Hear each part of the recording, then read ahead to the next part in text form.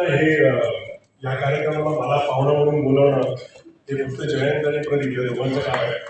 कारण माझा आणि गाण्याचा काय संबंध असं मला हे नाव वाचल्यानंतर बऱ्याच लोकांनी विचारलं शिवपत्रात घेणार आहे, तर तू कसं काय प्रमुख पाहुणा तिकडे. त्यांचं बरोबर आहे, कारण मला कधी विपणीला पूर्वी एका एकांकिकेत काम केलं होतं, त्याच्यामध्ये मी सूत्रधार निवेदक गायक वगैरे असा होतो आणि त्या एकांकिकेला बक्षीस मिळालं आणि मलाही बक्षीस मिळालं.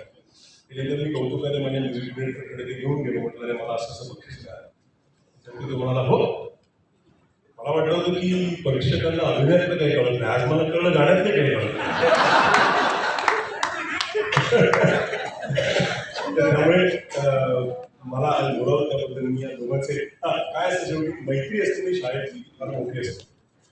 आणि मला फोन केल्यानंतर मी नाही बोलू शकलो, कारण ह्या शाळेतल्या मैत्रीमध्ये एक निर्व्याज प्रेम असतं. ते असतं की मी अजित पुढे कोण झालं वगैरे यासाठी त्याने मला बोलवलं नाही, हे मला माहिती आहे. त्याने मला बोलवलं हा आपला मित्र आहे, त्याला आपण बोलवावं. आणि मला बरं वाटलं याचं गाणं मी ऐकलं की दोघे जण शाळेत होते ना तेव्हा हे गातबीत नव्हते, यांचं काहीतरी वेगळं क्षेत्र होतं.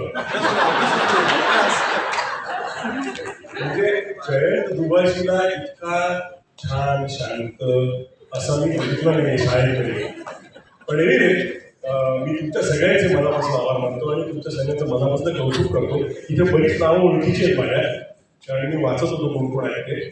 आणि मला खूप बरं वाटतंय की तुम्ही अशा पद्धतीने व्यासपीठ उपलब्ध करून देताय, ज्यामध्ये आपले जे हिडन टॅलेंट्स असतात त्या टॅलेंट्सचा आपण वाव देणार. कारण शेवटी कसं असतं, प्रत्येकामध्ये कमी जास्त प्रमाणात असे गुण असतात, ते गुण तसेच राहू नये आणि एक वेगळा आनंद त्याच्यात मिळतो.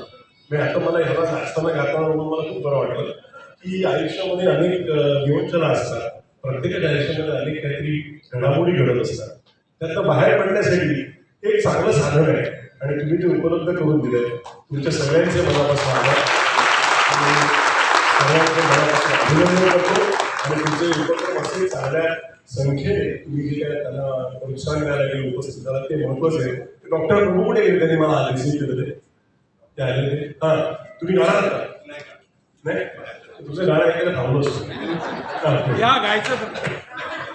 सो ही सगळी मंडळी तुम्हाला प्रोत्साहन करायला आली, सगळे ओळखीचे आहेत. मला खूप बरं वाटलं. मला गाता आलं असतं तर मी नक्की गायलो असतो, पण नेक्स्ट ओके. Yes, thank you. धन्यवाद.